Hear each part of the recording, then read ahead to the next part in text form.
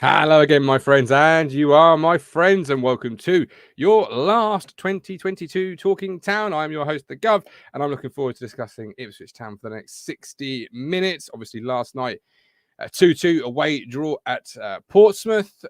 Came back from a goal behind twice to walk away with a point. Is it a good point, or was it to drop? How are we feeling now? We're a little bit removed from the post-game show. Emotions always high on the post-game shows. Not just that out, do go and do so. But how are we feeling? We're feeling more confident, more positive, the same. I'd love to hear you all in the live chat this evening. Get involved. Let us know how you're thinking, how you're feeling. We've got Colin Plum already saying, I would suggest we sign Whittaker from Swansea. There's been a Twitter picture or report or something. I don't quite know the source of the information, suggesting that £1 million could be the fee for Whittaker. Would that be good business for you? Would it be a little more? We'll discuss that throughout. Angela Fairweather, perhaps we should also look at the defence. Not a bad comment there, Angela. I'm sure we'll get to that as well this evening. Thanks for joining us. Welcome in, Carl Brooks. I see Plymouth already signed someone today. I hope Ashton's pulled his finger out. We signed a couple early doors. He certainly needs to pull a few rabbits out of a hat. That's for me and my money this January. Phil Blundell is here. Austin signing for Swindon, of course. Lots going on in the football world as we rumble towards January. Finished 2022 in a really good way by becoming a Talking Town fifth fan today. Hit the join button on YouTube, or go to kofi, $4.99 a month, and you get access to the Discord. And we've been busy in the Discord today, chewing the fat. And I did put a post up asking for January targets. I've got a little list of names already submitted. So if you are a fifth stander, that's a member on YouTube or a Talking Towner on Ko-Fi, head there. And please do let us know who you would like us to, obviously not us. I mean, sadly, me, Rich and Matt have no say in the transfer targets. Otherwise, we'd be 100 points clear already. But do let us know who you'd like us to discuss on the platform in terms of should we pursue it, what sort of value you'd be happy with in paying for the player. If it's a player you need to pay value for, etc. Some great names already flying around. Right. And as always, the free stuff that you can do, the like, the subscribes, the shares, the retweets, all of that jazz, please do. Let's get into it. Somebody get the tables. Hard truth are here. Delivering the truth that nobody wants to hear. The Cruncher and the Media Mogul. Mr. Positivity and Matthew, Media Mogul. Phillips finished 2-2. We're now second on goal difference. The point gap has 3-2-1 vanished. Remember that? Was it? Yeah, 3-2-1. You're back in the room. And suddenly you're third. Yeah. I'll start with you, Rich, because you obviously you were there. Not that gives you a qualified opinion, but you were there and you got your name as Positivity. It doesn't. More than the I follow, armchair. Fucking does not. Positivity. He does, because I had a better view of that free kick than a certain person on social media who said he could score it. I mean, I've seen one person say you should have saved it. I mean, only one, to be fair. But... What are we even discussing here? Because that was an absolutely top class free kick. Yeah, literally off the post. But look, thoughts. Look, under no illusions should anybody think that Town have got a divine right to go to Fratton Park. I know Pompey have been struggling, Martin. You said 1 win in 12. Listen, they were well up for that last night. The crowd were well up for it. It's always a tough place to go. Obviously, they got that early goal that gave them the boost. But then, obviously, we replied quite quickly after that. In the second half, it was... I think we watched a lot of games of Town, Matt, where we have a lot of possession, not a lot at the end of it, and then literally it's a really... Oh, Mike is here. Hello, Mike. Good evening. It's a really poor goal, the second goal that we give away, because we switch off, don't we, from the free kick. And it's all about... I know he's got a header at the far, but stopping the cross is the first thing. Stop it at source. We didn't do that. What's going on with the marking, Matt? I do not know. Sean Raggett, who's 6'5", against Leif Davis, is a mismatch of massive proportions. And then it's gone in, and Bishop, look, Colby Bishop always scores against Town, then he just got his toe on it. He nicked it in there 2-1, and then you're thinking, here we go again. And we huffed and puffed. We made some subs who, for me, Martin, didn't really make much of a difference. I thought, if anything, did you expect them to? Not, if anything, Jackson, I thought probably he'd done all right. I thought he put himself about, but Aluko got the ball in areas and sort of went backwards. Kyle Edwards, I think he must have been 5 or 6 minutes before he actually even touched the ball. And it was, I didn't see a scoring, but credit to Town. We kept going, and we can't bemoan sometimes when we throw away a lead. Like I said to you on the phone today, Matt, at Charlton, Sheffield Wednesday, there's several games that we've chucked away a lead and we've bemoaned, we dropped 2 points. But Stephen Parry made a great point today, saying at no point in that game were Town actually leading. So to come back, to get that goal, That's not a good thing. Yeah, but it shows a bit of character that we haven't given up. We could have easily lost that game 2-1 and we've been sitting here tonight moaning, it's another defeat, But we've kept going. And I did say after Wickham, these are the type of games where you might not have played at our best, and we probably didn't, but we've nicked that goal at the end. And who knows, at the end of the season, in the final shake-up, it might be a real valuable point. I know people could also look at it reverse and say, there's that point at Portsmouth. If you just got the 3 you should have got, you could be in the top 2. But like I say, the other way as well. At no stage were we winning last night. And anyone who thinks that Pompey's an easy place to go, like I said, it's not. It doesn't matter where they are in the league, Martin. They were well up for it. Cowley had them well drilled. Look, I said at the end of the game, we didn't do enough to win that game. I thought a draw overall was probably a fair result. Look, it's always a good place to go. I love going to Fratton Park. It's a real, like I said to you this morning, Matt, real old school stadium. Town took a great following. Look, it is like night and day. When we're at Portman Road, the atmosphere is shit. Last night, both sets of fans, it's one of them old stadiums, Matt, that you can create that atmosphere. And it was a real good, night out, and we got a point. And yeah, look, we could have won, we could have lost, but we've got a draw. We move on to Lincoln, and that'll be another tough game. I looked before I come on; they haven't lost a game at home all season. I think they're winning tonight, and they 1-0 against Bolton. It's not another tough place to go, is it? They're all listen. It's almost like they're all tough places to go, and the winners are the ones that go to the tough places and to dig out the results at 1-1 at half time. But I don't see where we have the entitlement that we think we're just going to go to these places and beat these teams. They ain't going to roll over. It's not going to be easy. You have to go there. You have to earn the right, win the fight, then play your football. And I did say on Tuesday, if we got 4 points from these 2 away games, I'd settle for that. That'd be 7 points out of 9 over Christmas. And I know people keep saying, but Plymouth have gone 4 points clear.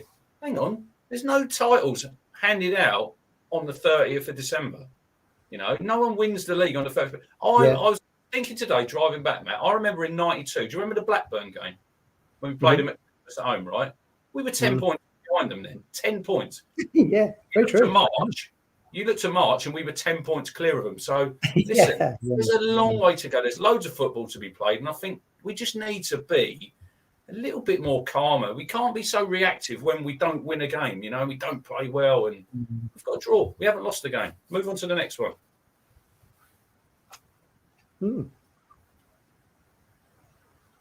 Sorry, wrong button. Matty, you're cool now, mate. What's going on there? Sorry. I was pounding the desk in anger. No, that's the wrong button. I can't really disagree with anything Richard said there, particularly. It's interesting, isn't it? If you look at some of the interviews post-match, I think there's 2 interviews of Morsey and Chaplin. And I think the 2 sides of the same coin. That's where the fans are sitting. Morsey said, good point. Chaplin said it was 2 drops. So, both played in the game. Both have got different viewpoints.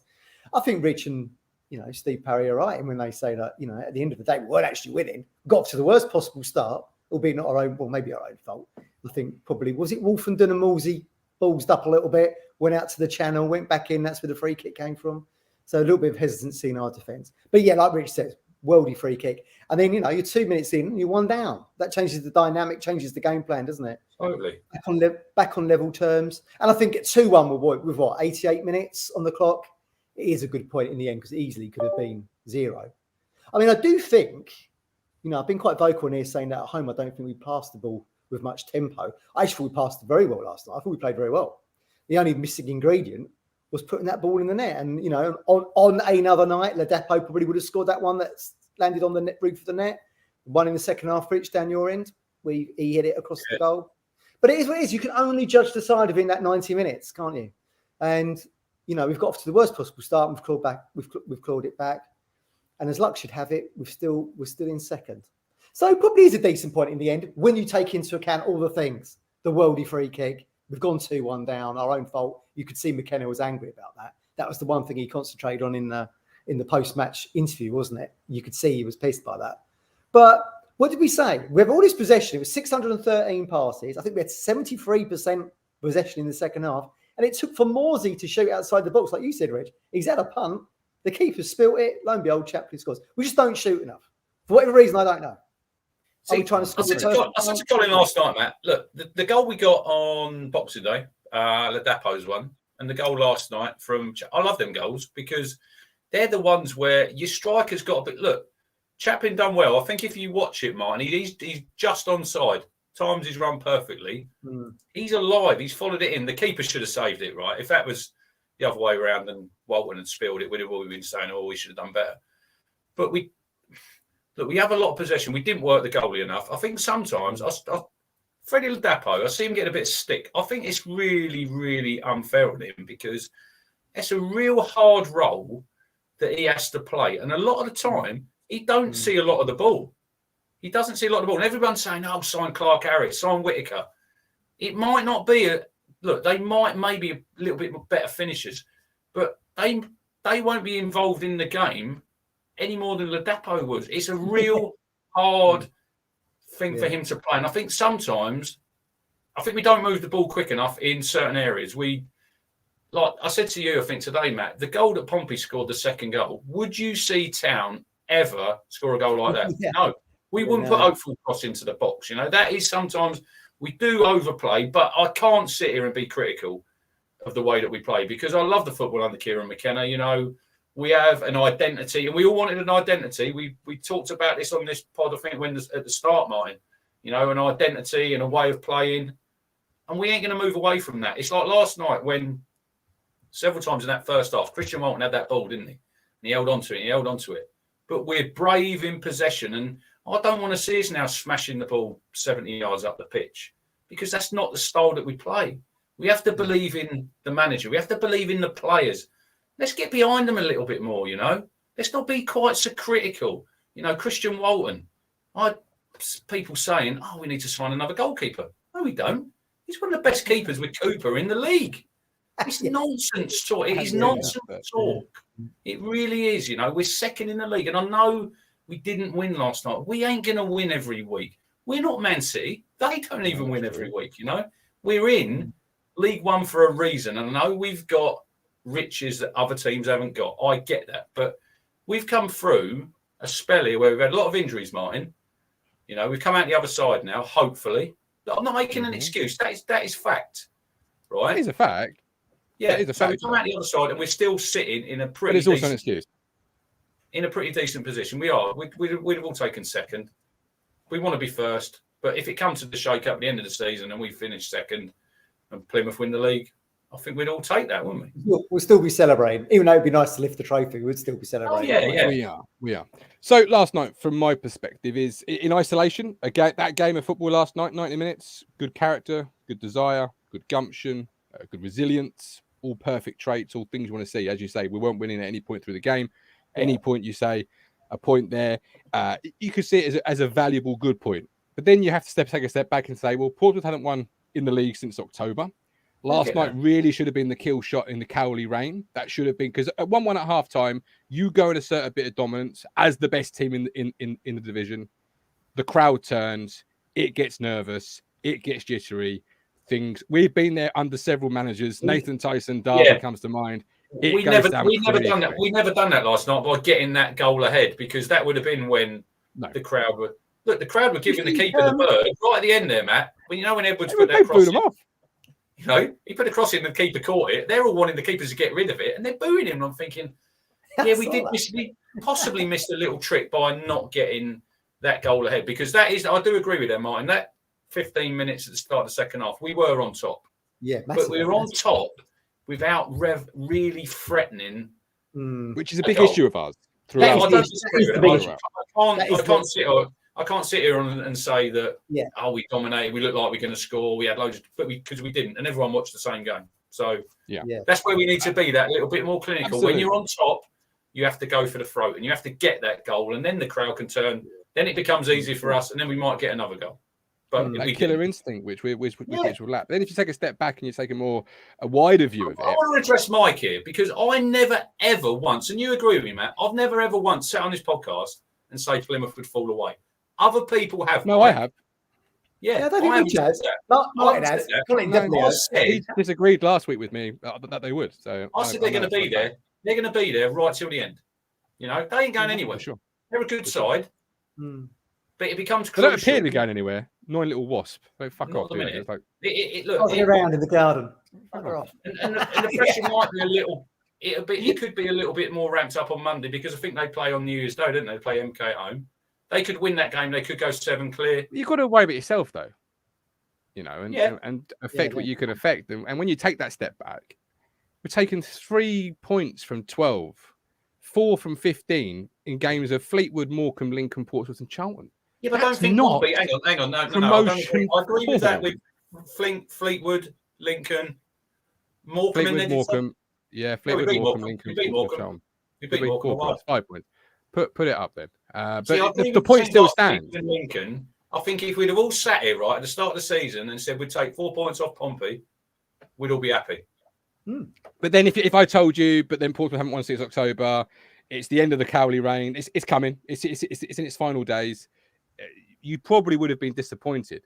But when you look at it, if you look at how many games they've played, I think they've got 2 or 3 games in hand on us. If they win them 3 games, they'll probably go back in the playoffs. Yeah, absolutely. But they could do a Barnsley.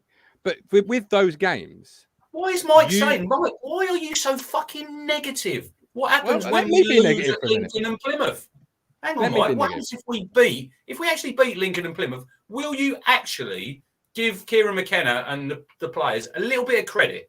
Well, that's where I'm heading. That's where my point was sort of concluding. Is you're going to be facing some big teams in the first part of the year next year. You're putting pressure on yourself and leaving no margin for error here. You're using your margin for error games up by not getting the results you should be getting. They should be home bankers for any team looking for a top 2 finish. I got no doubts on that, particularly under the run Portsmouth have been under. But again, last night not leading. You can say in isolation, yeah, good point. But as a whole, we've used our margin for error games up. I agree with Jason Clayton in that comment. Can Mike stay in League One when we get promoted? Attack the opinion is not the person. But you can have.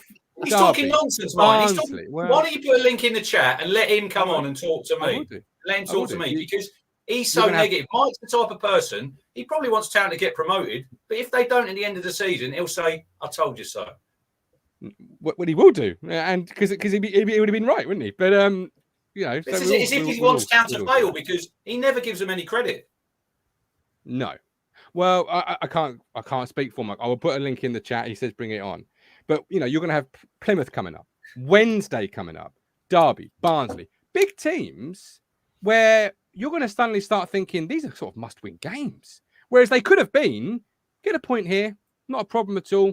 We keep our advantage. Must-win game when they're how many points behind us? 9 points. By the time you come to play them, they all may that may be we've got to win them. That's a must-win game. They're 6 points behind with 9 points behind with two in hand. They're steamrolling. They're on a run. They're going. You'd rather have the points on the board than games in hand. It's that old adage. For sure.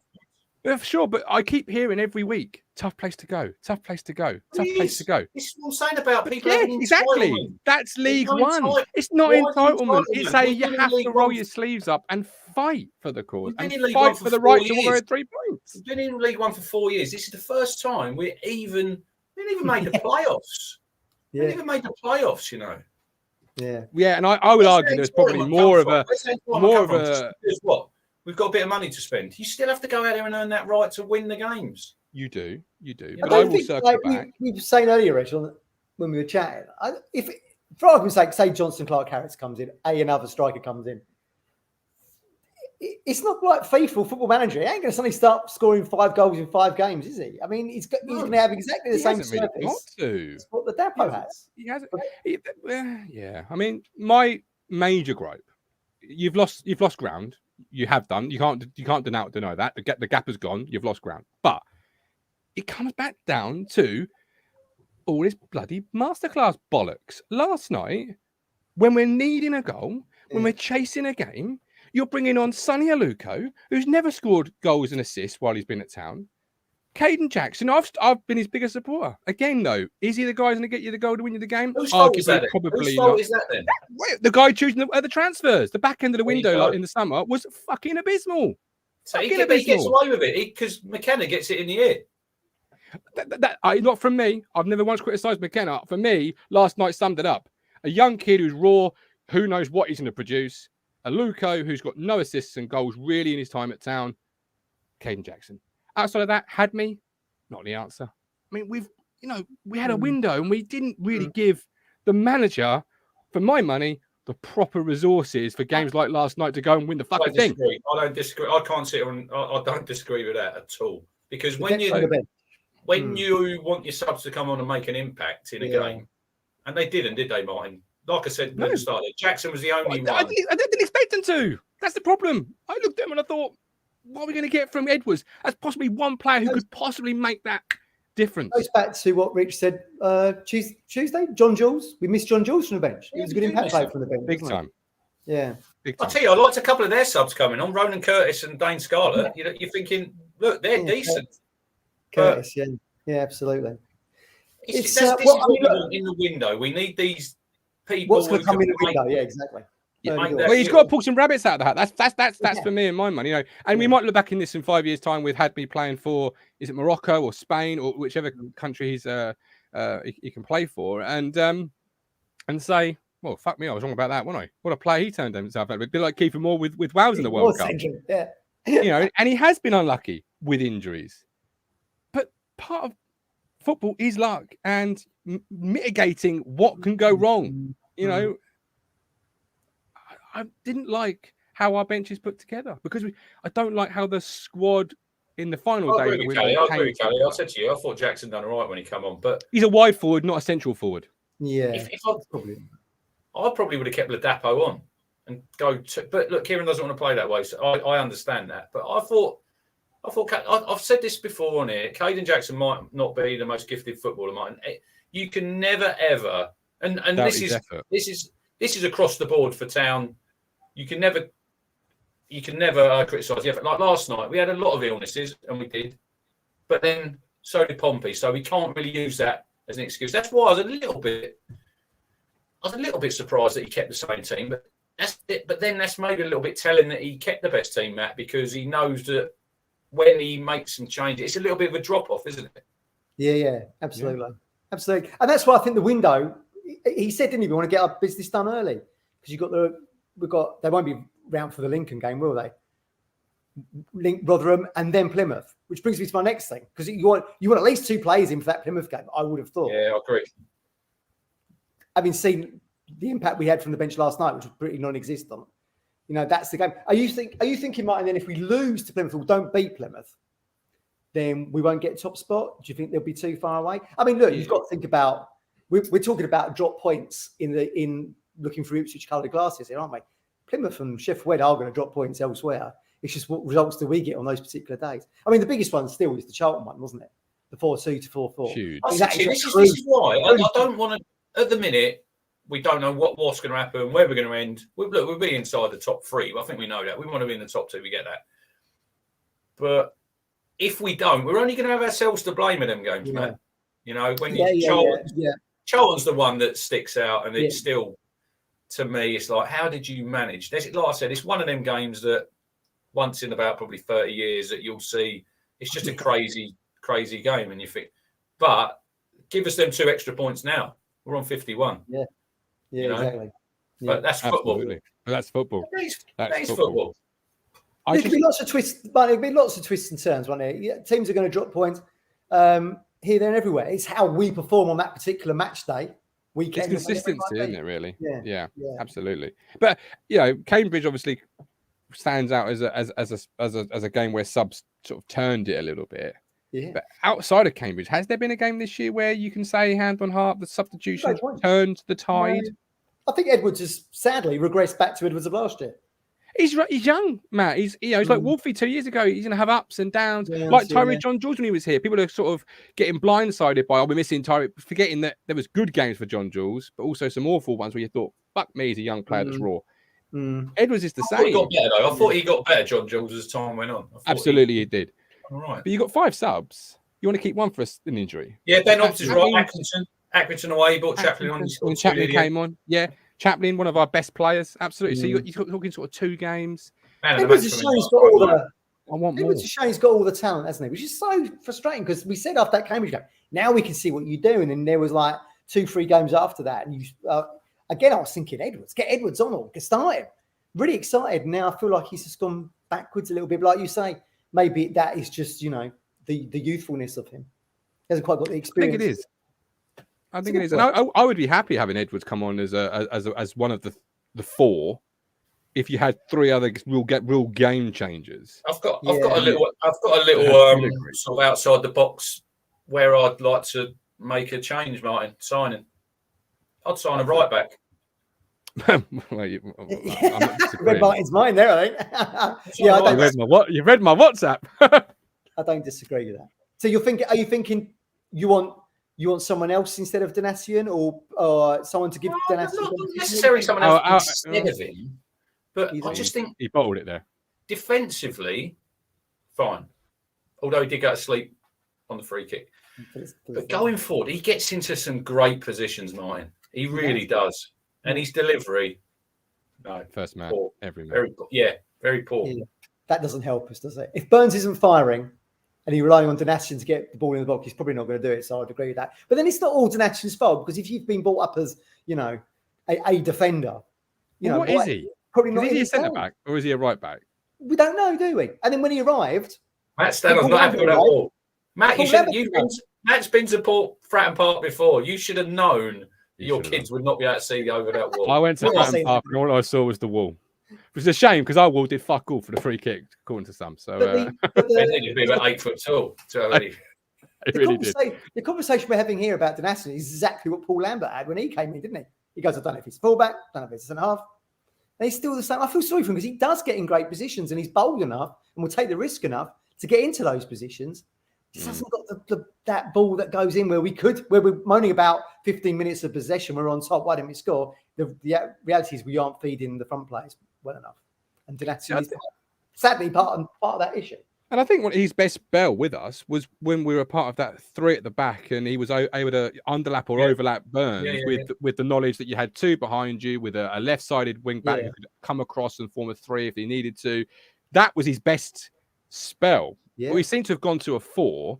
And even in games now, from my eyes, we're not changing as much to a 3 to a 4 in game. We're staying predominantly as that 4 with a right-sided player being Donatian. And his delivery... Well, there is no delivery. That's just not. There isn't there. Yeah, in fact, we're imbalanced, aren't we? Because look at Davis, his delivery from corners, etc. And just Donatian is, we've lost that balance. And again, 28%, Mark. Did you know, Matt? 28% now we've scored goals from set pieces.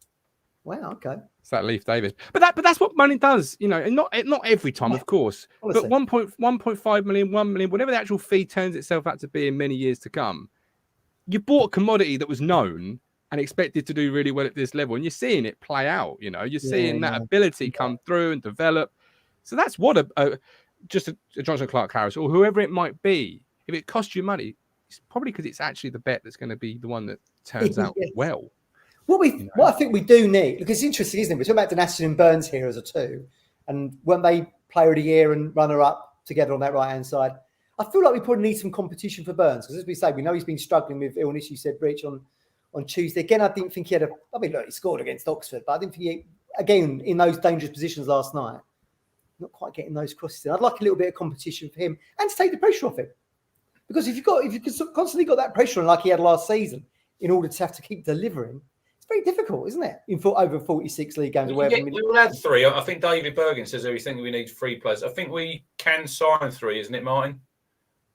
Yeah, and you can obviously deregister players. We think we're going to deregister at least 2, you would have thought, wouldn't you? Ball, definitely. Ball would definitely. John Jules won't come back, I would have thought, and they might take a punt. He doesn't count, though, Matt, because he was 21 when he signed, so he can come back in whenever, if like March. But that would leave that give us another That'd give us another loan spot then, presumably, if he didn't come back. Hmm. Yeah. So there's options there, isn't See, there? I would bring a midfield player in as well. Sign a goalkeeper. Yeah, I well, mean, I'll why drop a would link in a you sign second. And goalkeeper? you What change is that going to do? We need attacking players here, Mike. I think we need, with Walton, we need to sort of halt the horses. I've seen him compared to some goalkeepers of past years gone by, which I think is just nonsense. But he's certainly one of the better goalkeepers in League One. He's not outside the top 5. No, absolutely not. No, and he has had wobble. The Charlton game particularly.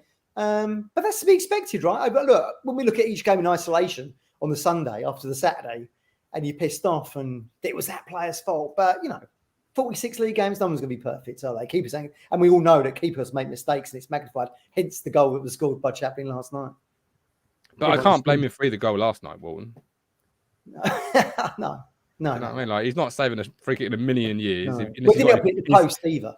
Inspector Gadget arms he would need to save that free kick. Do you know what I mean? It's just nonsense that we even talk about it. Instead of actually saying what actually it was the case was, it was never a free kick in a million bloody years. Yeah. I don't know why he gave that, because when I showed you the video, it's like follow through. I'm sure I saw him word to Morsey. Yeah, I think probably what it was, but bollocks. Because he's clearly he touches him. I don't even think he touches him. I think he just falls over, doesn't he? Yeah. It's just to come in together. I mean, does he think the Portsmouth player touched the ball first and he's banged it 60 yards back to his keeper off the edge of our box? There's no there's no reading the game properly there, is there? And then I come back to Chaplin at Plymouth and I go, well, tell me why that's not a foul. Like, you can say it's not a foul, but if that's a foul, why isn't my player being poleaxed in the box a foul? Yeah. Like, there's a level of consistency here. Yeah, it's the consistency that I thought the referee was pretty poor overall last night. Both teams. Yeah, linesman was terrible as well. I didn't think he had a great game. I thought the game was a little bit too big for him, maybe. I thought he forgot his cards. And then how did that guy get? Was it Bishop when he fouled Walton? Oh yeah, on his ankle, whatever it was. Yeah. What's that yellow all day long? You'll be thinking, get on with it. You think, come on. Yeah. But there you go. Yeah. I think the difference you saw a little bit last night was actually in those 2 free kicks, wasn't it? Because Pack is over the ball, like you said, Reg. His first goal for Pompey, curls it in like Messi. We had free kick in exactly the same position second half, punted it into the wall, didn't we? True. Although, did you see Max Power last night for Wigan? No. 1-man wall, didn't even beat it. Well, it's Sunderland, 1-man wall, and he hit it. He hit him. Yeah. Classic, brilliant, just brilliant. I have dropped the link. I thought Nicky Forster was quite good on the comms because he even himself said it's very central, this free kick. There could be a dangerous situation. I thought he was really good. Again, he's someone who gives you real insight as a pro, played for Town, gives you really good insight. That's what you want, isn't it?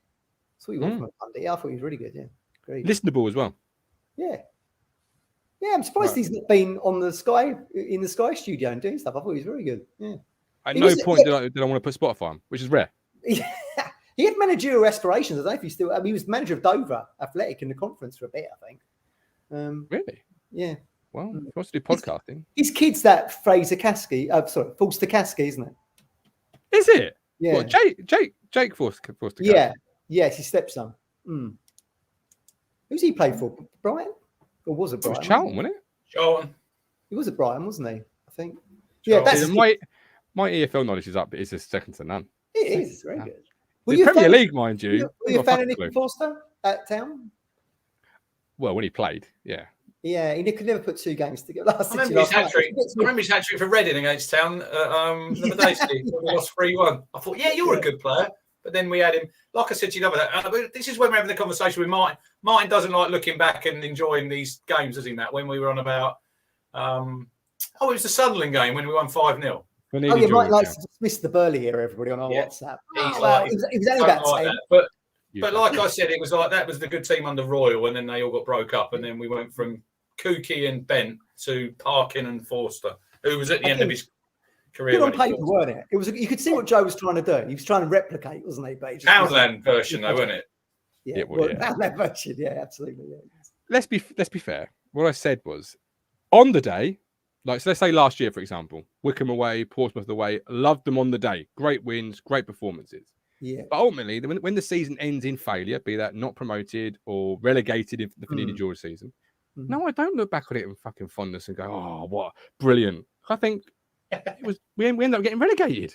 That hurts. That still works. Or the Chaplow strike at Watford. Watford went on to the Premier League 3 times since then.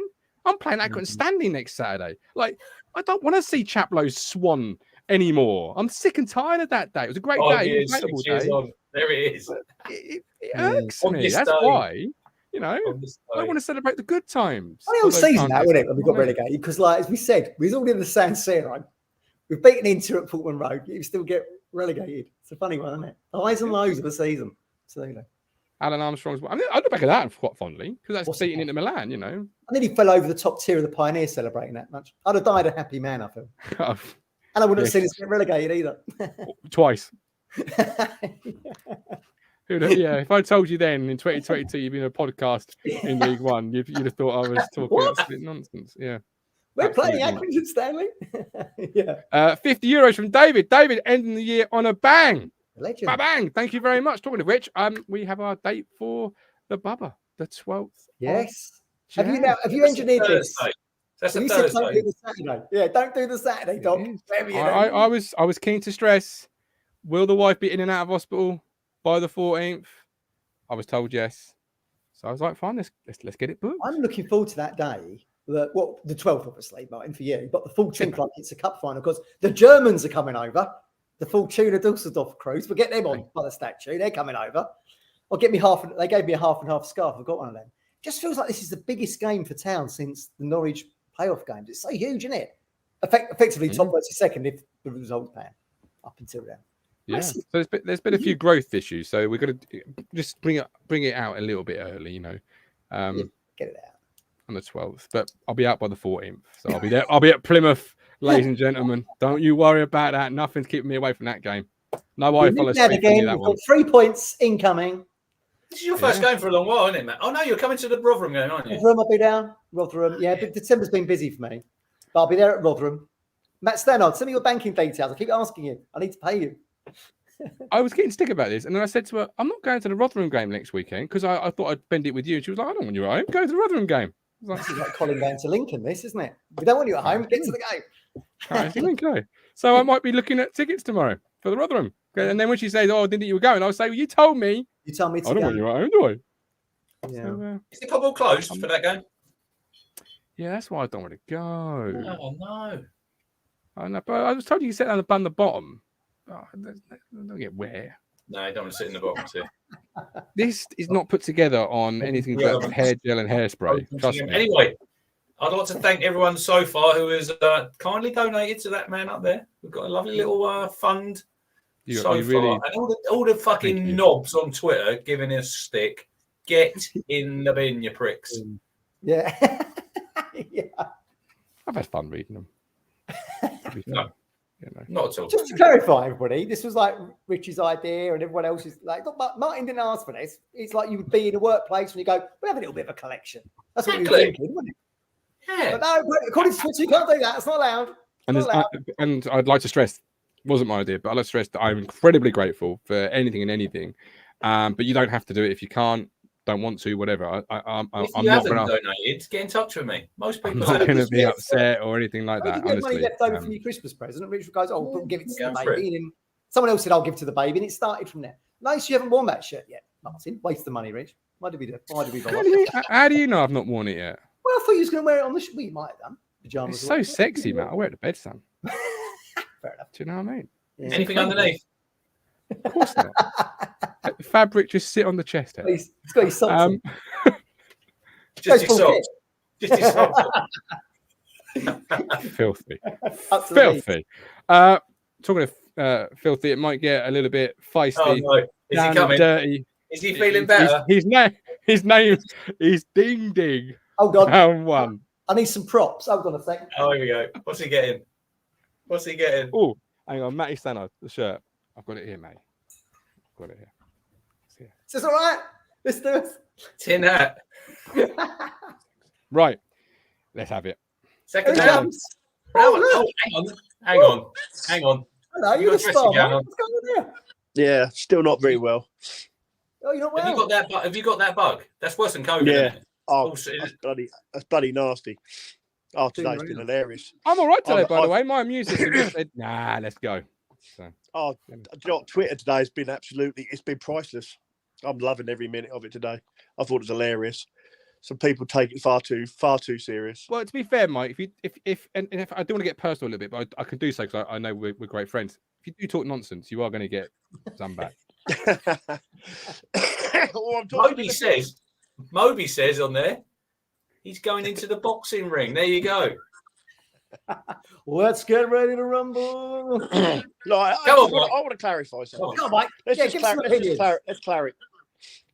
just clarify something. Let's get the free kick out of the way, and then we'll go on to what's been said and what hasn't been said.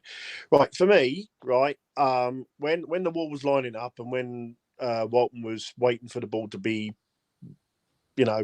played in, or a shot taken, which was obvious what was going to happen. I just felt Walton was too far over to his right.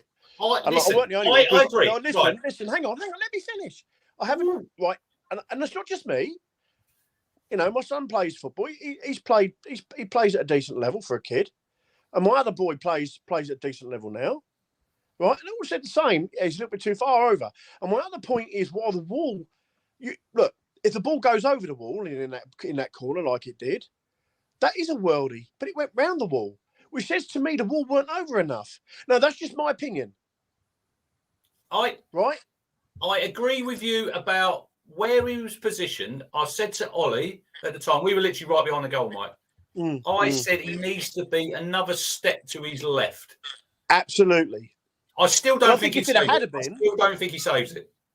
No, I think there is an argument for that. I totally get that. I totally accept that there's an argument that maybe he still may not have saved it. But the thing was, it wasn't actually hit with any real pace. It was just hit accurately and really well.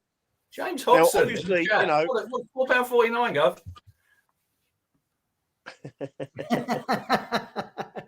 I'm running the book now. Look, what sort of shorts would you wear, Mike? If you're a boxer, would you have like little silky ones, like down to the knee? Oh, I'd have me tassels. Oh, what's that? Oh God, what's his bloody name? Dolph Lundgren shorts. That's what I'd have. I'd have the Russian ones just to be the guilt. Just to be the. Sorry. Drago. Drago. That's it. I'd have his He does. I know. Or what's that? Mr. T shorts when he was in there. I can't think of his name now. Right, now we've established that no goal in the world saving the free kick. What else you going to come on? Well, possibly. That's either here or there. It's just an opinion. But for me, I've said it for a while. Look, I think Walton's too comfortable. He's a brilliant keeper. No two ways about it. And I think. Look, I don't care what you're sitting there rubbing your head, Martin. Right, that's down to you. And that. I'm not going to sit. You're not a goalkeeper. You've not played at high level. Give it a laugh. He's playing goal, Mike. Right, respect, right. But no, I'm not having that. Right, and I've coached it. What I'm saying is, I have been a bit worried about Walton, and I do think maybe he's a bit comfortable because who else has he got to push him? Golden Glove winner in League Two. Hladky has not really. Whenever he's played, he's looked dodgy. So what I'm saying is, could we not bring in maybe a lone keeper in, just to make that a third keeper, just in case? Look, if Walton get injured, we've got Hladky, and we're in deep shit. We've got a third keeper, have we not? Well, I agree. We've got two of them, to be fair. Rochdale's number one and Nick Hayes. Yeah, the Rochdale guy. Yeah, coming like never even seen him play. No, exactly, I agree with Rich. I think you want to. I would bring in a right back.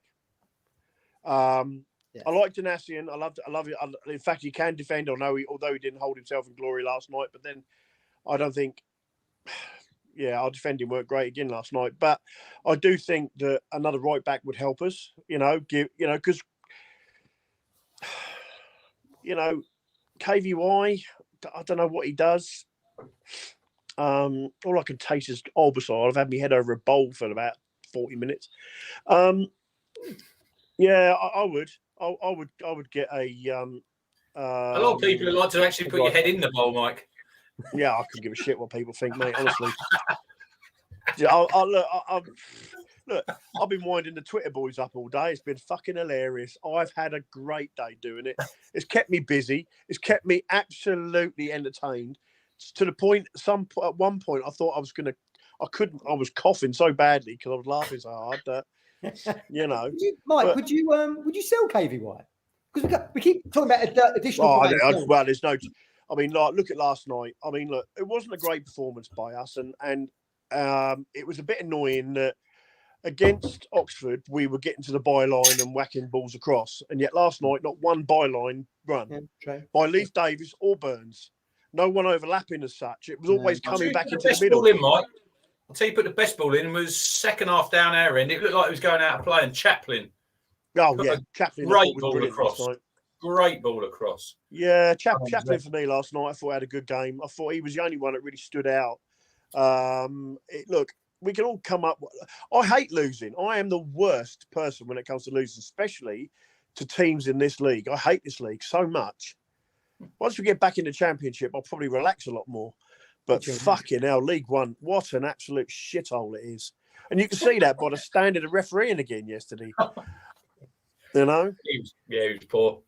It was poor, but if that was me, I'd get rid of Jackson. I'd get rid of KVY. I've not been that impressed with him. I think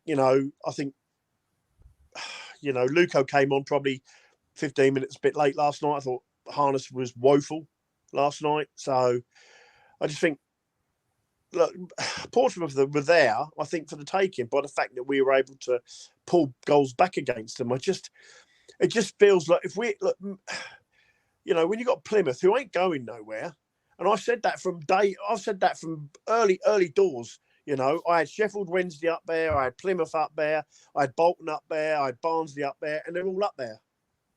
And we haven't gone back-to-back wins since Derby and Port Vale. That's not promotion. That is playoffs. Mm-hmm. Do we really, listen, lads, do we really want to be going to the playoffs? No. And God forbid, getting knocked out and end up doing what MK Dons has done, lose their good players. Good point. Sod that. Yeah. Good point. I'm a passionate Town fan, and yes, I'm having an opinion, and yes, I think my opinion's right, but still only an opinion. And the end of the day is, look, Mike. I love it when we win. I do love it. There's a great one last night about people giving you stick. That he did actually, the Pompey announcer did request that fans stop abusing the officials. Yeah, he actually come over the channel in the first half. Came over, and I'm like, what's that all about? What is going on there? I thought football. I thought being football, involved in football, that's part of it, isn't it? My God. Exactly. Well, if the officials weren't so fucking shit, then maybe we wouldn't abuse them. Yeah, it's their own. But I want to shove it. Like I said, I want to shove Aidan Collins in for a shout, maybe to grab him.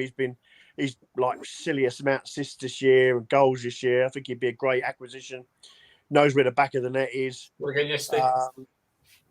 Sorry? Scored again yesterday. Exactly.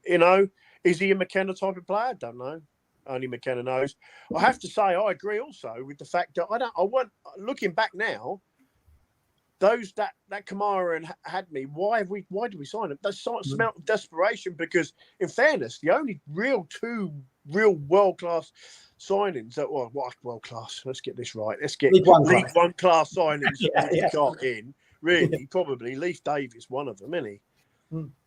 Well, Greg Lee has been a brilliant signing, but Ladapo's a bit hit and miss. What else? Bald, injured. Would you have these new players in for the Plymouth game then, Mike? Is that like 100%? You've got to have at least two in for that. Would you say game changers? Well, I don't understand why Adam Hadami or whatever his name is weren't on the bench. Is he fit? Is he unwell? Has he got illness? No info on it. Sorry? He was unwell boxing day, but I don't know about that. Yeah, this bugger's going around. And end of days, normal days I take a draw, but I want out of this league, so I want to win every game. Yes. Yeah. No playoffs, automatic promotion. And that is simple as. Yeah, it's got to be first or second, isn't it? We can all have our opinions, and we all give each other a load of shit. I mean, I know that what Rich is saying to me is just to wind me up, and I hope he feels the same. I'm just there to wind him up. Mike, we love you. Let's get some blue hearts in the chat for Mike. We all love you, mate. Get better, Mike. Get better soon. Oh, mate, honestly, I do. I love you boys. You know that. It's nothing personal. I knew you were ill. I knew you were ill today because I did not get any voice notes from you. Mate,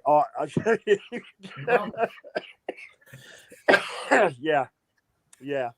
I'm pretty good at them, and I. Just 7. watching Well, Christmas. up for the fisherman. Just watching Come on, Christmas then. films, mate. Just watching Right. Christmas films. Look, listen, guys. Happy New Year to you all. Yeah, you too. And Happy New Year to you. And, Thank you for what you've and done for hopefully, 2022. hopefully, Promotion. I'll get to a few more games next year. 2023, Mike. Here's the new goalkeeper, right, Mike. Seriously, I hope so. Honestly, Appreciate you, we'll Mike. not see a happy fisherman or not. If not, I tell you. Yeah. All right. Appreciate you. Take Look care, after boys. yourself. All right. Let's go to Callie. Callie. I'll bring Ben in a second. But Callie, you there? Callie, how you doing? All right. Yeah. Talk to us. Sorry, I was just having fun with that guy in the private room. Yeah, man, good.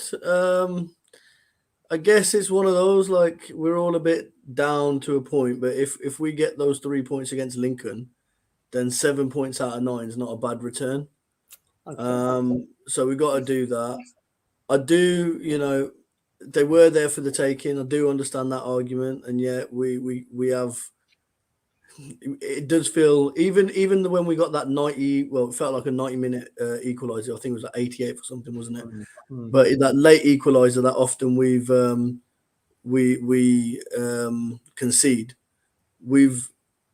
you felt jubilation for a little bit. Then 90 minutes went, 95 minutes went, and you were just like, shit. It does feel like we've dropped 2 points here, and I think that's more the fact that now Plymouth are 4 points ahead, and it's no longer in our hands. We're going to have to rely on other teams if we want to win the league. If you look, Callie, a few weeks ago, they were 5 points clear, and then it went back to 2. Well, this is it. This is it. It's such a funny league, isn't it? So if we can, we got to play them both at home. So as long as we win those games, and we have to win them now. We knew that from when we, the Cheltenham and Lincoln games at home and stuff like that. We knew when we slipped up then that these are the games that we've got to win. But then if we look at the positives and, we're ending the year, we want to be a bit positive and all the rest of it, right? So if we look at the positives, that's a game we lose last season. It's a game that was anyone really at above a 7? I think I gave Chaplin man of the match yesterday. I think he certainly wanted it. And I clocked why, because next to us, I think it was his dad or his uncle with his niece and nephew. So he's got his family there. He obviously knows some of the fans and stuff. So he was up for a bit more. I agree with what Rich was saying there about his cross. That was the best cross of the game. Great cross. And that was literally right in front of us. And you're like, that's going out. He thought he was going out of play, Callie. That's why sort of the defender slowed down a little. A little bit on his heels because he thought, he's not going to get that. And then all of a sudden, fucking hell, it was a great ball. But yeah, and it's just like, again, we weren't at our best. We've got a point. We got 4 points off Portsmouth over the course of the season. It's not a bad return. I understand your argument, Martin, about where they're at currently, but they're still Portsmouth. We've played teams that have been bottom of the table before and lost and stuff like that. So, as we know with Ipswich, just because someone's got some sort of bad record doesn't necessarily mean it'll carry on with it against Ipswich. They often come here to break records and get out of those spells. So yeah, I just feel a bit more. I feel a bit. Looking back on it, look, we're second halfway through the season. Yes, it's now very close with Sheffield. It's closer than what we'd have liked. We're there on goal. Well, it's goals scored, yeah, and Barnsley are up there as well. So, but we still got to play them both, and I feel that we can do it.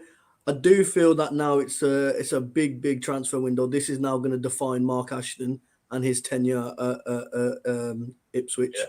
Will he be like someone like, for me, David Sheepshanks? I hold him in the ultimate highest regard because when I started following Town in 95, 96, he was the man, and he said 5-year plan, and then by 2000 we were there, right? Yeah. You guys were just talking about Inter Milan and stuff like that, and what a crazy season that was. I remember going to Warsaw in Division 1, and then we went away to Luxembourg to play because remember we was in Division 1 because of the Fair Play Award. We were playing in the bloody. Did you go? Yeah, I was there. So right. I was only. It was a weird day because there was like no pubs open because it was like bank holiday. But you could drink in the stands, Callie. I remember. Yeah, it was different there. Like I was there with my dad, my uncle, and one of our friends were out there as well. Brilliant. So yeah, it was one of the rare, because I was young then. It was one of the rare kind of European trips I've seen with Ipswich, if you like. But now, it's just like now Ashton, he's got two ways. Either he's going to do it like Sheepshanks did in 2000. Splash the cash, spend it right, go all out. I like Martin's argument that he said before that, it's about 7-8 million difference here. So what if you have to spend 3-4 million quid to get you in this transfer window, then do it. And again, I don't necessarily think that it's a case of is this person going to, ideally, yeah, we want someone to come in that's going to stay with us, we can progress and now be a championship player. But if it's just enough to get us out of this league and then we loan them out or whatever, like say if I had me, he'd come good as an example, and then he does his bits and then he goes out on loan or something like that. Even like, like Burns as an example, he's not really tore up trees this season. And I think, there's a bit of illness. He's clearly been carrying some sort of injury as well. He's not looked the 100%. But we look so lopsided on that right-hand side at the moment. So along with a striker, we do need someone there on that right-hand side, which is like we're talking about JD's crossing, but I can't remember any decent crosses from Burns this season. I'm really struggling. And that's just something where either teams have figured it out a bit more because our right side was so strong last season, or there's been a drop-off somewhere. So the right side just isn't being as effective as our left. All this talk about, and I've got time for Fisherman, but he does chat a lot of bollocks. I'm sorry, but the Walton thing to a point, yes, I do get Walton. Maybe he could have stepped across. I do get that. Maybe he stepped too far, but it come in off the top corner, like right in the corner, off the post. Have you seen the view from the Portsmouth end? The video. Yeah, it's about 2 yards outside the post. There's no way. Even Walton could have been 3-4 yards across. He ain't saving that, right? But the reason I brought that part up is because transfer wise, I get to a point. Yes, I will agree that there's been some inconsistencies with Walton over the last couple of months, right? Some of the distribution has been a bit, your arsehole kind of goes sometimes when Walton's got the ball at his feet, right? So it's like, right, okay. But he's still a good goalkeeper. He's not someone that you'd want to bench. We've already got Hladky. We've just signed, was it Coleman, the young from, so he's coming as well. You've then got who you're going to bring in. You're either going to bring in a young player like who's under 20 or whatever, who's just going to bench warm. So he's not really going to give competition to Walton. It's Hayes, isn't it? Hayes is the fourth keeper. Yeah, but he's injured, isn't he? So I don't think he'll feature till next season. But if you're talking about bringing competition for Walton, how are you gonna do that? Are you gonna now take a goalkeeper, and then remember you've only got 3 or 4 slots? Yeah. Right. That you have to do, right? You can obviously release Ball. I think Kamara's will still stay registered because I think we will probably see him towards the end of the season.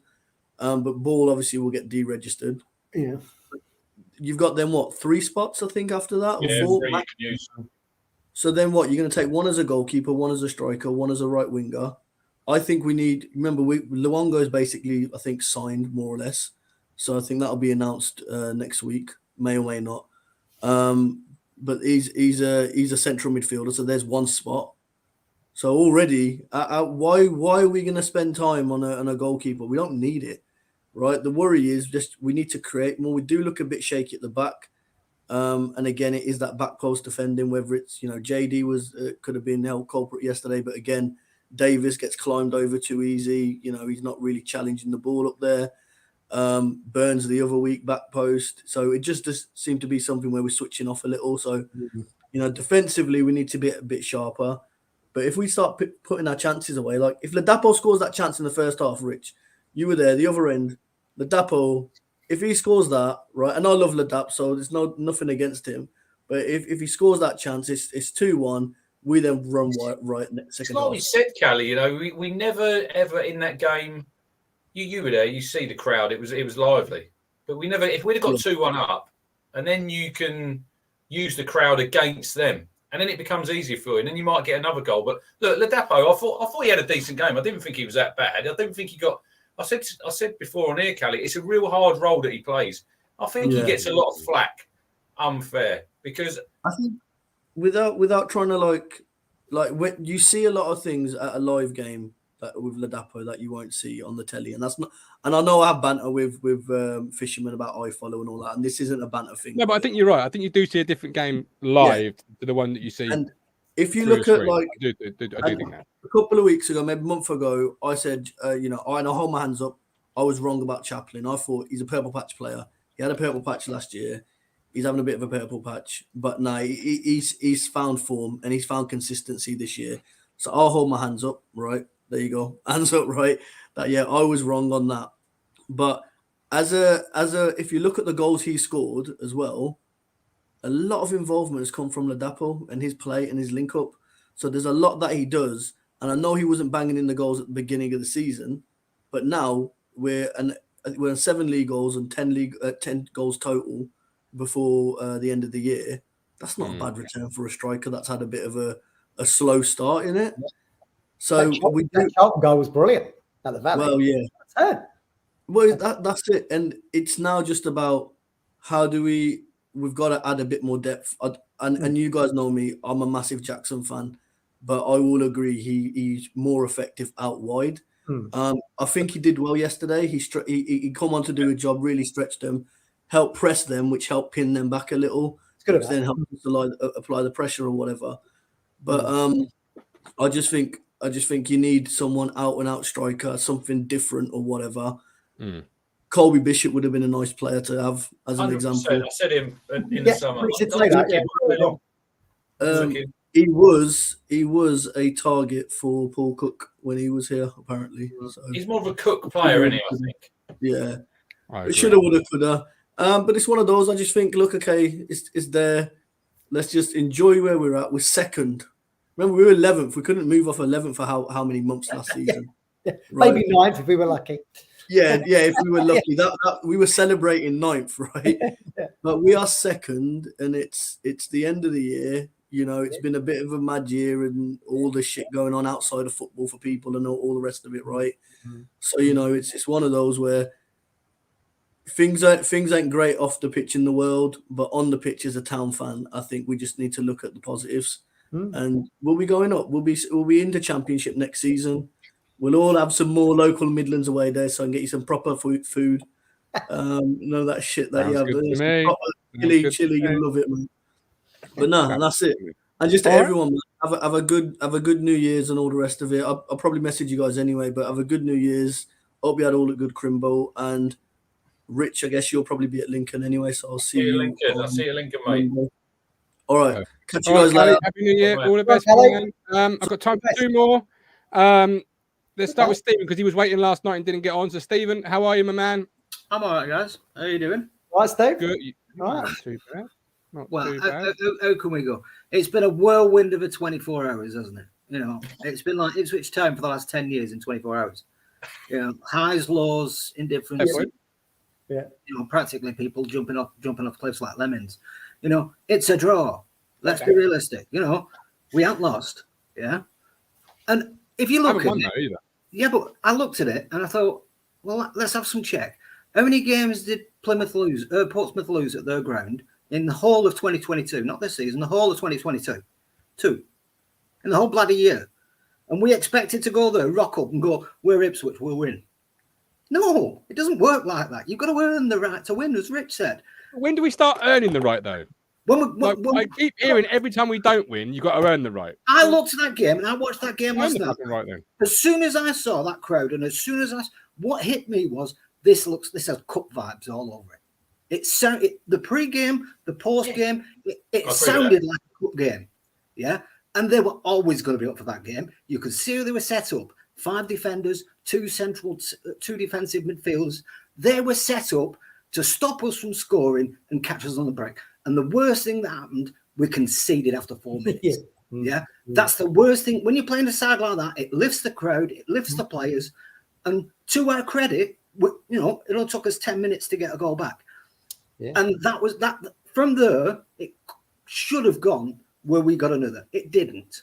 They got a scrappy goal. We're 2 down. We're chasing the game again, and that was the game. And it ended up being, like I said, that's why I said we would never actually had 3 points. So we never dropped anything. So all you can say is we got the same as what we started with. At some points, we got 1 point more than what we had. So it can't be any drop points. This is not, a Barnsley. We weren't 4-2 up or 3-1 up. This is not a Fleetwood where we were 1-0 up. You know, we had 3 points. They are dropped points. This was never a drop point. And I really think the atmosphere was against us because they're a good cup side. They proved this season they're a good cup side. They beat Brighton in the bloody cup, for Christ's sake. They can get themselves up for a cup, you know. And it felt like that cup vibe to me, where everybody was on their side. And there's one thing that I noticed, and I've noticed it now from a lot of managers and a lot of fans. Everybody's saying we're the best side.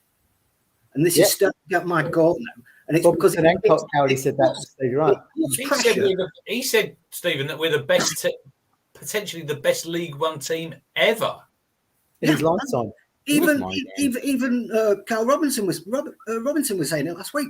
I'm thinking like, well, you saw that, but I'm thinking like, yeah, but this is putting pressure on our players, you know, and say, yeah, but everybody else has got.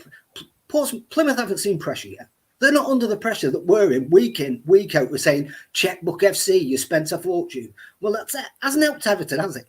They're going down. They're probably going down, and they've spent $500 million. You know, money doesn't win you anything. Yeah, getting the right people in the right places at the right time. That's what wins you.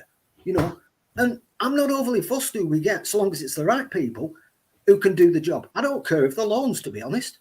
You know, a couple of decent loan players ain't doing Plymouth any harm, are they? I'd have them right. I'd have some decent loans like that right now, to be honest. You know, the counter argument to that is, Steve, is football's never perfect, and there will always be road bumps to overcome in a 90 minutes, and that's what sets the champions or the top two from the rest. Is that you overcome the obstacles that opposition teams put in front of you. I agree. And against the lesser teams, I'll say, because they're no lesser teams, but the lesser teams. We haven't done that enough for me. Yeah, but then you can use the argument. Everyone's saying, "Oh, well, you know," like I said, I'm just going off last year. I can't go off this year because we've not done it yet. Yeah, I'm going off last year, and people are saying Plymouth won't fall away. Well, they did last year. They fell away. Last year they fell away in massive style. There's no expectation they won't do the same right now. All we've got to go off is last year. We've got to be there with them to capitalise when they fall away. But there's no expectation to say that we won't. Well, we're doing our darndest to make sure that we're not. We drew a side that is notoriously hard to beat at their ground. Let's not remember, Wednesday. So we're Lincoln on the 2nd of January. Oh, every team's notoriously hard to beat in League One. Come on, let's be fair. It's a debate. It's not like let's pluck things out of thin air. We might beat Lincoln. You don't know that. You know, let's wait until after Lincoln before we. And then afterwards, you'll tell me Lincoln are a great side at home. Which is a fair part. Lincoln haven't lost it on, but they've hardly bloody won, have they? If they're beating us. If you have a man in the goal and you can't score, you're going to get a point. Yeah. You know, that's not rocket science. Just put bricks in your goal and brick your goal up. You're not going to lose. You know, the whole point of football is to stop your team from scoring. You've got to find a way. All I'm saying is you look at Wednesday. Once we played Plymouth, Wednesday have got, who is it? Barnsley, Plymouth, then us, all in a row in 2 weeks. You know, what damage will that do to Wednesday? What if they don't win any of them games? Like I said to Matt this morning, Stephen, we have to control the controllables and do our own job. We've got no control over any other team apart from when we play Wednesday and Plymouth. You know, they can do whatever. Just concentrate what we're doing. I said last night, people are making it sound like we're Wednesday are doing this and Plymouth are doing that. That when Wednesday and Plymouth play each other, no matter what the result, they're both going to get 3 points. No, they won't. Someone's going to lose points. But that's the way people are making it sound. Like no matter what we do, when they play, they're both getting 3 points. No, they won't. I'm bothered about what they do. I'm bothered about what we do. Yeah, I know. Exactly. We control what we can do. I'm trying. Everybody's focusing on everybody else. And last night was a missed opportunity. I couldn't give a monkey's about any of them. To be honest, right now, I don't care whether I get first or second. Yeah, I don't. I'm not one of those tied to we've got to win the league because we've spent so much money. It doesn't bother me. But it's got to be first or second. No. That's the thing. If we win in the playoffs, it doesn't bother me either. No. I'd rather not. Yeah. But it didn't do Sunderland any harm. They're the best of the promoted sides. You could pull teams out your backside to you. Last year didn't do them. Didn't do this. we are Ipswich Town Football Club, and I saw more expectation under Paul Lambert with Hawkins and Drinnan than I'm hearing from a lot of fans now with fucking Chaplin and Davis. Like, absolutely. Nobody was have a watching. standard. How many people go back to Last night? Portsmouth go back to your pods. Go back to your pods, yeah. When Lambert was here, Northampton 3-0 loss. You're telling me people were enthused with that? No, absolutely not.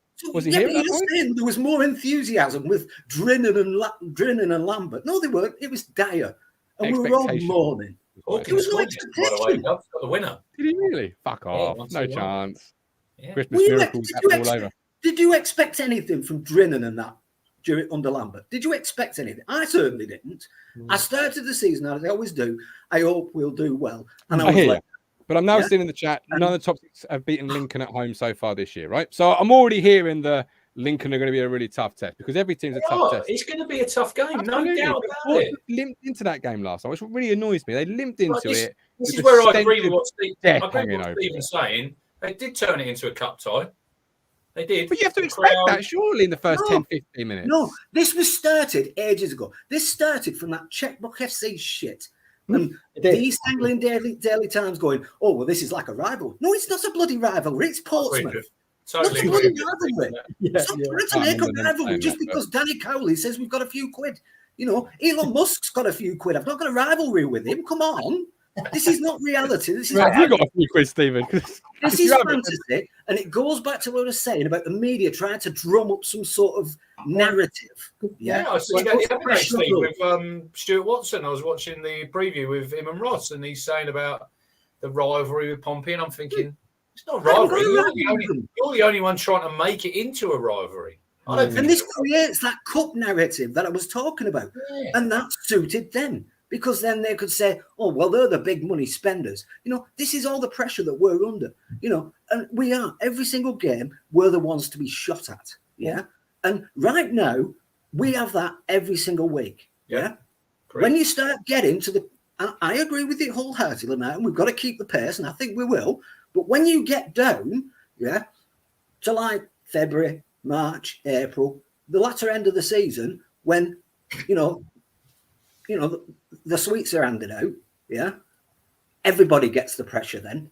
That's what happened to Plymouth last year. And they didn't handle it. Yeah. That's what happened to a couple of teams last year. I think there was a few teams in the race. Plymouth was the biggest drop off. Even Rotherham at the end there, Steve. It showed how hard it was to get over the line.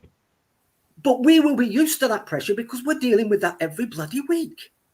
Yeah, we weren't even in contention last year, so it made no bloody difference. Our running ended up like that was like the League One tour because we weren't even in contention. Could you just put Mike's point out, Gov? He makes a really good point there about McKenna. You have to look that where we've got. I was at Charlton that night, and we were in absolute shambles that night. And it shows how far. I know we got a bit of money to spend, but it does show how far we've come with McKenna and Pert. And there's good coaching. You know, he's got them on that grass, and we're a well-drilled team. And I know we're sitting here, we are nitpicking a little bit, Steve, aren't we? A little bit. Yeah. People saying, "Oh, we haven't beaten Portsmouth," but let's look at where we were and where we are now, and have a little bit of realism. And realistically, that's all. I'm probably trying to say the same thing in a convoluted way. You know what I mean? It's like, you know, at the end of the day, you look at back. I'm just comparing us to last year, and it's like chalk and cheese. Even under McKenna, it's like chalk and cheese. Yeah, but last year got a manager sacked. Yeah, I'm saying last year it was torrid. But even under McKenna, it's like chalk and cheese. And I think in a way, a lot of people are talking about players being bought. I don't think as many people, and I think that might be something that might drip out later. Who's going? How many of these players are actually McKenna players? You know, he ended up last season, and it goes back to what Rich said earlier. He ended up last season playing three at the back. This season he switched to more 4 because we weren't scoring as many goals. And I think we've got that cup quandary that we had, where we can score goals, but we also leak. And I don't think that's been solved yet. I think there's an hangover from last year that's not been solved. We struggle in a 4, but when we go to a 5, we struggle to score. And I think that might be resolved by selling somebody and bringing somebody in to replace them. Who that may be, I don't know. It could be a right back. I don't know. But there's it's just a speculation. You know, it's not going to be Alex Gilliard. No. All I'm saying is it's just a speculation because all we're talking about is like who we're going to sign, and I think there might be some players who might actually leave. I agree. You can't keep signing players, and we've got to place, right? If there's names and people he wants, he's going to have to make space. Yeah. And like I said, does KVY fit here anymore? He's a good little player, but if we get a winger and we get a right back, where the hell does KVY fit? Yeah. Good point. I think you find it very hard for it to fit anywhere. You know, is Keogh going to last the year after next season? You know, we might start thinking about getting a replacement for Keogh in. Yeah, you know, coaching staff. There's lots of possibility. I think the left-hand side sorted, and he's happy with that. That the right-hand side might need a tweak, but obviously it's going to be the sexy bits. You know, the striker. I think Luongo will sign, and probably some sort of creative attacking midfielder. With that, I'd be comfortable. I'm comfortable with the team we've got now. I don't think, like I said, I'm not comparing it exactly to last year. All I can compare is the season. There's obviously differences because there's different teams in it. But we're far better than we were last year. Yeah. I don't go into a game worrying about anyone. Last year, you went into games thinking you were going to win. You were going, what happened there? This time, you can understand how it happened. I understood how we didn't get a win yesterday. You know, I think there's only the Barnsley one that confused me a little bit because that was just like, what the hell happened here? I think that confused everyone. You know what I mean? But you can understand it when they went 4-2 up, and I think they thought the game was done, and they just like, we'll just course for the next 10 minutes, and that was suicide because a couple of shots later it was 4-4. You know, so I get it, I can understand it, and if I can understand it, I can accept it. It's those ones where I don't get. You know, even Lincoln, I get it. They're like a brick wall. You've got to batter them down. And all they need is one shot sometimes. Sometimes it goes in, sometimes it doesn't. It's the way it goes. So if I can understand it, I can get it. Last year I weren't fully understanding it. This year I am. So I think we need to... I never fully understand it, Steve. Most importantly, let's just enjoy it. We've had no bloody success for like how long? Not only this year, Since 2015? We've not been at the top end of any tables since about 2015. Let's just enjoy that. Yeah. Even then, we took 9 points over the Christmas period and didn't go up. So, yeah, but see, you're looking for a negative and a positive. I was trying to be positive there with the fact that we took 9 that year and didn't go up. Positive, not taking 9 this year. Don't mean we're not going to go. Then you have to put it. That's the whole point. It's always like let's find a positive and we'll stick a negative at the end of it, and then people won't notice. Yeah. So you said like we got 9 points, but we didn't go. I'm not blindly positive. Last night wasn't good enough for me. Not good enough to go to Portsmouth. Not one since October. Managerial reign in the end days. I've seen it enough time. Portman Road for me. No, you're an Ipswich Town fan. What is good enough? Being top of the table. Full stop. We're second. Why?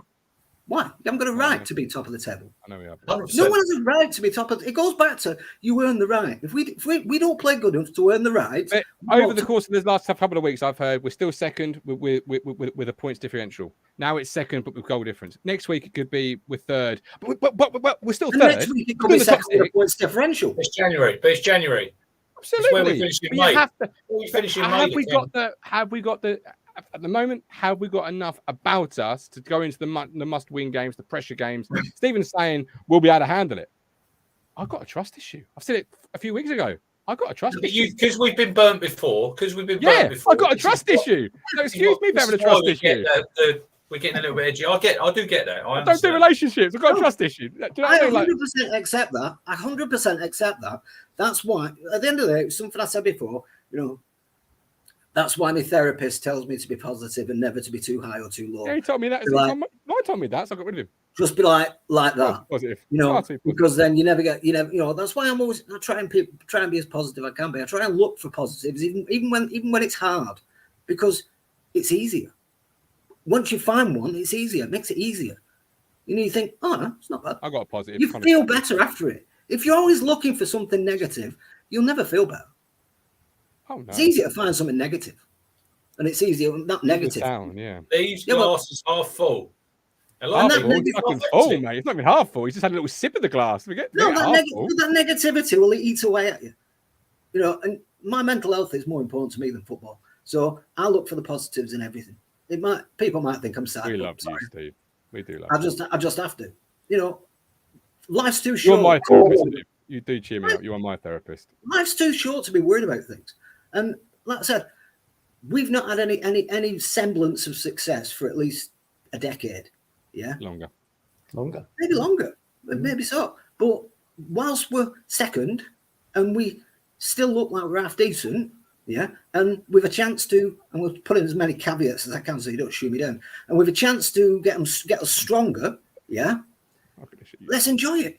That's all I'm saying. Perfect. We could talk all night, but I've got to wrap things up in just a second. We have done an hour and 20. I love you, Steve. Happy New Year to you. Look after yourselves, guys. Happy New Year. Happy New Year. Do love you. Yeah, he's not got a half glass full. He's got the whole glass, had a little bit of a sip, and that's about it. Well, that Lincoln game this evening, they finished with 10 men, Lincoln. Joe Walsh looks like he got 2 cards in 5 minutes. It's interesting, Bolton had 74% possession, 500 passes. Lincoln, not even 200 passes, and still got a draw out of it. So that, and Bolton weren't even offside once during the game. So that tells you how deep maybe Lincoln are going to be defending against us on Monday. We know what's coming. We know what's coming. We just got to be. Can we break them down? That's the thing. Yeah. The bulldozer against the wall. Yeah. Absolutely. But okay.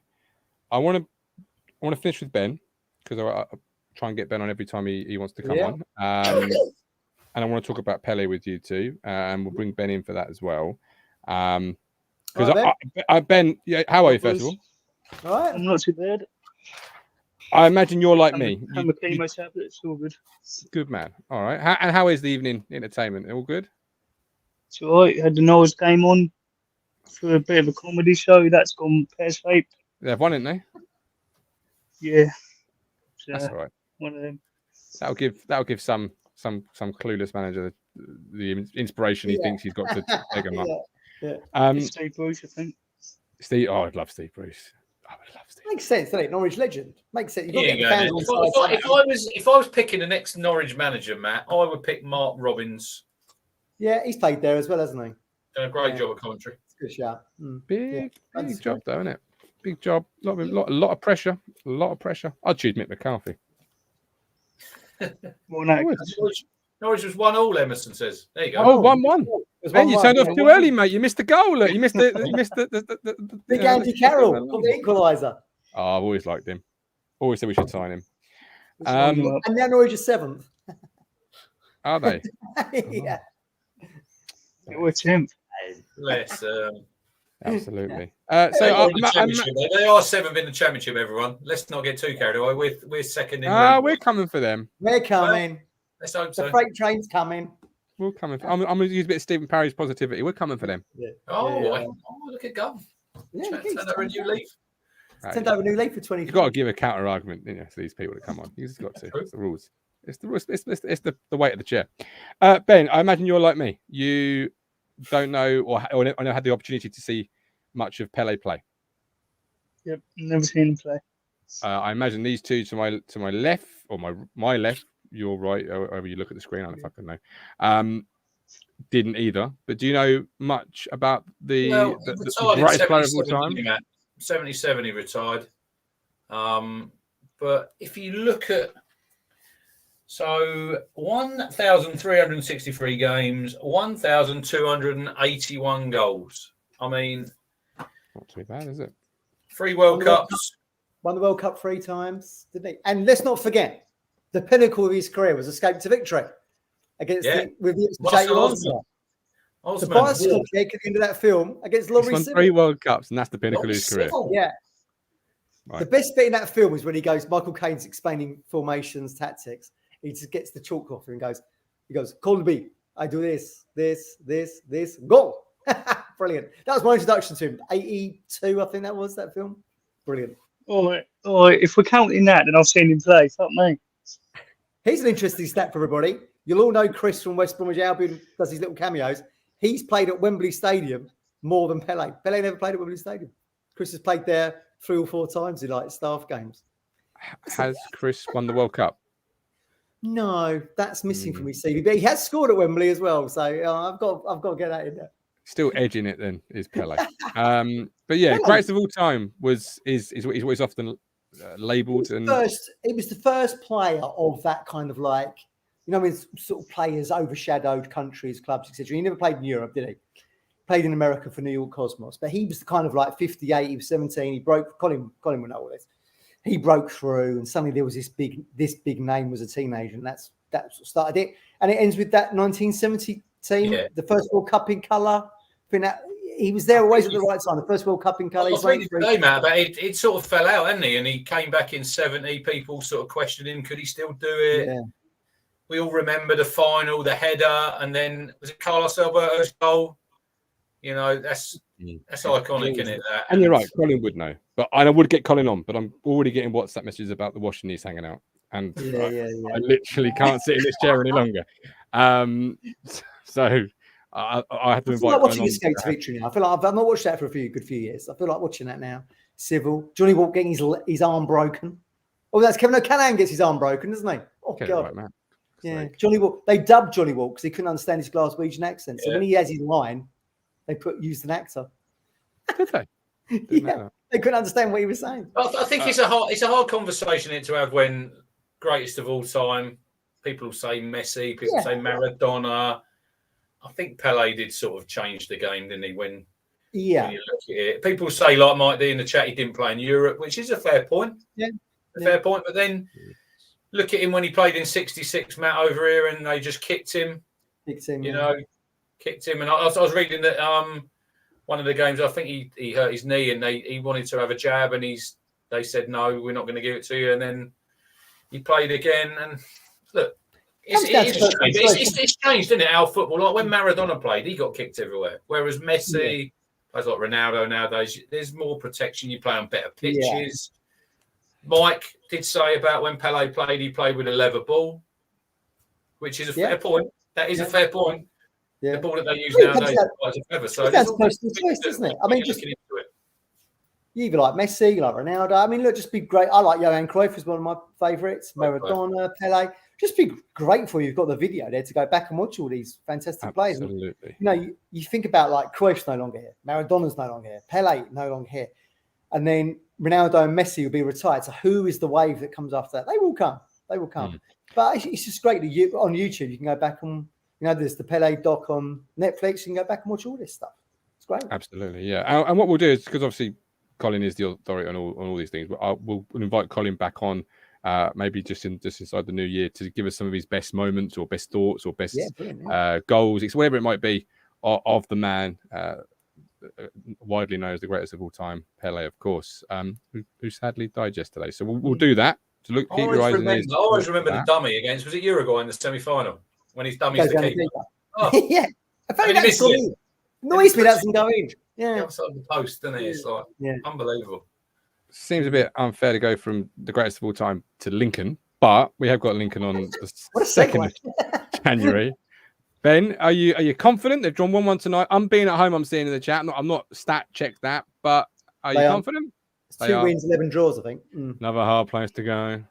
2 wins, 9. Everyone's got to lose the record. Yeah. Along came Ipswich. Okay. Yeah. It was last night. Yeah. This is Cowley's last game, I was told before the game. Do you think Cowley would have got the elbow then if they'd lost last night? Sort of he wouldn't. That would have been a good kill shot, though, wouldn't it? To be fair, like Nathan Tyson's derby against Paul Jules Ipswich, where you don't. He's watching the DVD. I think he's still watching the DVD. Watching the DVD back. What was his? Do people even watch DVD still? What's his system, mine? Nathan Tyson. Chris Hutchinson. That's the one. Who then took charge of Wednesday at home? That was an abysmal 3-0. 3-0. 3-0 inside 5 minutes. Wednesday. I remember that game. It's about 10 minutes, wasn't it? It was all over. Who was in charge? Who was in charge for the Arsenal 1-0 Priskin? McFarland. That was the following year. Yeah. Ian McFarland. Let's see. Well done, Ben. That's what shit years merge. Yeah. But yeah, McFarland. Where is he now? Don't know. Anyway, Mark Kennedy. Talking of Lincoln, Mark Kennedy started in that game. He played. Kennedy. Colin Healy. With your tackle stroke assist. The commentary from Brenner goes, Healy stomps it forward. That was his line, Matt. And then Priskin obviously run through and bent it in the corner, didn't he? Priskin's finest moment. That's when yes, absolutely. That's when Easily. Fabregas called us a rugby team. team. Yeah, when we signed Priskin, Did I Theo told him it was- Walcott play in that game? Probably. Oh, I don't know. Yeah, maybe. Yeah, he might have I done. remember Jamie Peters. Jamie Peters snuffed out Andre Arshavin. Jamie Peters played right back. Get a kick. Best performance I've Brilliant. ever That's one of seen. them games the Gov won't celebrate. He won't celebrate that, Matt. How much did we pay for Priskin? It was $1 million plus, was there? My mate, who was a Watford fan, goes, 1.5. yeah, he goes, I would have paid 100 grand for him, but he was right. But I that think was- I think Roy Keane said that, didn't he? I think that's in his book because he didn't want to pay more than 750. yeah. Who was it Clegg in charge then? I think it was Simon Clegg. Yeah, it would have been. Yeah, probably was, wasn't it? The Not a Evans marriage early made in era. heaven, was it really? Clegg and Keane. Ben, No, where'd you well. stand on? Ben, where'd you stand on last night? Quickly, was it 2 dropped or point gained? 2 dropped. 2 dropped. Good It's decided with the gov. If the Dapo scores that chance in the second half, it's a completely different game. We go on, win the game comfortably. Fair enough. Right, Yeah. Ben. I've just got 3 messages. Seriously, it's been an hour and a half. I need to hang the washing out. So, on that note, 2022 is ending the way 2022 started with me getting phoned out. Our last show of the year, this. It Ben, is. you're the last guest of the year. You are. Of course. End with the best. Yeah. But Ben, you look after yourself, all right? Yeah, take it easy, mate. Yeah, well, Take care. Think of Happy you, mate. New Look Year. after Best wishes yourself. for 23, Happy New mate. Year. All the best. Yeah, absolutely. See you on the Hey, Discord. Quick thing before I go. Have you all seen the stampede yesterday for this energy drink? Oh, Yeah. Prime. Yeah. Logan Paul in it. KSI in it. Logan Paul Archie, KSI. my lad Archie, he's 12. He was at Aldi yesterday morning at 7:30 queuing up. Why? Well, it works then if it gets the youngsters out of bed before 8 o'clock. Bloody £2 a hell. pop, Yeah. £2 yeah. a pop, a bottle, and they were selling for a tenner. What's it You'd taste sell of then? What's it I taste don't of? know. I don't really They know don't a know. lot about it. What are you? You can't normally get these kids out of bed. You know they don't No, get out of exactly. bed. It works. Yeah, it works. Yeah, they are fighting. I think in Tottenham, Aldi. I see a clip on Twitter. Adults fighting kids for bottles of Prime. I mean, what is going on? I have got the. Well, I Ali's did got have some. the finest H2O to start the show tonight. Beautiful. Comes out of my tap every time. It's lovely. Yeah. Can't, Yeah, look, I can't understand it. There's some Prime. There's 3 or 4 sort of flavors in there. Watermelon. I think so. One was called Moon, wasn't it? Moon. I was thinking, that Yeah, was something. weird. Yeah. What the Something fuck does that really taste like? Moon, Don't know. whatever. Right, but I don't know. That's when you know you're old. When the crazes are like just you just don't get them. Like what the hell? I do not get it at all. It's liquid sugar, says Norman Greenwald. Obviously, that's not a scientific opinion. We do not know. We've not tried it ourselves. We cannot speak for the product in any way, shape, or form. And that is the view of the chat, not of myself. But and Moisey says dog shit again. Not the view of him. There you go. I've never actually But, tasted dog shit. Right, That was the other testimonial, was that? Yes, yeah. Stick it on like a TripAdvisor. 5 stars. Wouldn't buy. Anyway, we're done. 2022 in the books. We'll be back on Wednesday. No, back for Lincoln. Obviously the post game, pre game, all the lovely match day ticket stuff, and then back on the Wednesday to look at with Matt to discuss the Lincoln result. Hopefully 3 points and look ahead to Rotherham. Big game. Maybe a signing or two. Forfeited. Oh yes, absolutely. Maybe a signing or two. I'm going to have to pull out the blue suit again and the tie. When do you think the first signing would be? Give me a date. 3rd of January. Yeah, Right. that's that. Yeah, I reckon Well, it that's could be the the first because if it's Luongo, I think it's probably a done deal. Oh yeah, already. yeah. That's Right, done. deal. anyone outside Luongo? For I'll go Derby. with 3rd. Yeah. I'm going to 3rd. Yeah. Got to be early. Ashton, pull your finger out. We need him in the door I ASAP. will go. I'll go the first. Oh, hello. Interesting. Oh, Inside wow. information. Well, No. No insider trading here, my friend. owner, Matt. You see the new Gillingham owner? They've got American owners now. They were signing it's signed the player before the window. Some from Nice Crawley. like that. They signed a player from Crawley, and they're going to get another 5 players in. It's not that Yeah, Dom you know. Telford, is it? That Dom Telford kid, remember him? Yeah, They Fisherman signed rated him. him highly. He said we should sign him. Yeah. I'm not sure of the new owners at Gillingham. I'm not sure who they're buying, but what I am sure of, and it makes delightful little reading, is the League Two table.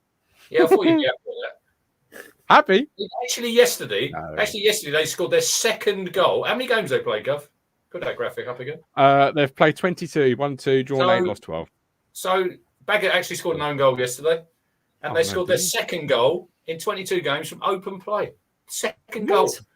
And we're moaning about Town being second in. And jokes aside, I'm not obviously happy at that. I feel sorry for both Gillingham and Rochdale, but not Colchester United. There's always someone worse off than yourself, they say that. Yeah. Oh, there's always Colchester United worse off than yourself. But, there's always anyway, your family are not going to be happy, Matt. West Ham lost again. Moyes under pressure. Yeah, he's going to go. You see the old manager, like Lampard might go from Everton, Moyes from West Ham. Doesn't this stick in your throat, though, Gov? We were playing, I see the other day, Brentford away. You were there. We won 4-2. We did, Brentford are now playing in the Premier League, and we're playing Lincoln on New Year's Day. Yeah, there you go. Another day I can't enjoy. Until another day ruins me. This football club just keeps fucking me over. But it does. And now you've mentioned it, I can't enjoy that day either. No, I used to enjoy that day. Looking back on that, now you've mentioned how good Brentford are now. Dancing through the defence, bending one in the top corner. Tommy Messi that day. He was prime Messi. It's coming back. These days are coming. I can feel it. We're not going to make it. We're not going to make the same mistake as the window we did in 2015 when we signed Freddie Sears, and that was it. And Chapo alone. No, we've done that in the summer window. To be fair, we got in there a little bit early with the underwhelming signings towards the end of the window. That transfer window. No, he was before. He was before. He was on the Jewel, and then Mitt took over and sort of. Rio Coker in centre mid. Played at Villa Park with Loach in goal. Went on to the States after that, didn't he? I think in the FA Cup. But do you think Moisey's still got another year at Man United? Still, or is that all paid up now? Alan Partridge's contract still running at Newcastle. And Steve Stone was he number 2? What him and was it Steve Stone who's number 2? So wasn't it him and Steve Stone that both got like a 5, 6, 7 year, 8 year deal? Probably was. Quid's in. Joking it. Absolutely. There you go. And then Lambert, how many years has he got left on his 5-year deal? Well, it was actually on the way to Wickham. That was after a 5-3 defeat at Lincoln, wasn't it? Yeah. He must have a couple of years left on it. He must have a couple of years. Sad day that was. 5-3 at Lincoln. Let's hope for better on and nobody knew why he'd got it. To be fair, remember then everyone going 5 years. Yeah, and then he crashed the car. I was on the way to Wickham, and they announced on the radio. I'm like, hang on, did I just hear that right? 5 years. He crashed the car. Oh, no. Everyone thought he was leaving. Got a 5-year deal. Crazy. So if a guy gets a 5-year deal, panic. Here's Mr. Positivity for this evening only. Here's the Media Mogul. I'm the Gov. Happy New Year. Thank you all for choosing Talking Town through 22. We really appreciate it. Thank you to David for the super chat this evening and the support and everybody else who supported us through Ko-Fi or YouTube. But until the new year. Yeah, I'm soft.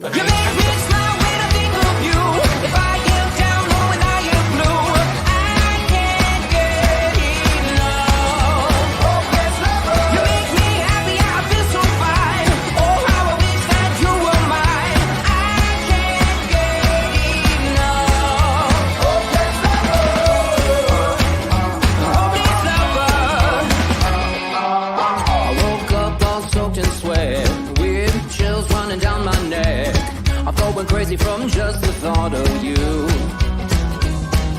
A long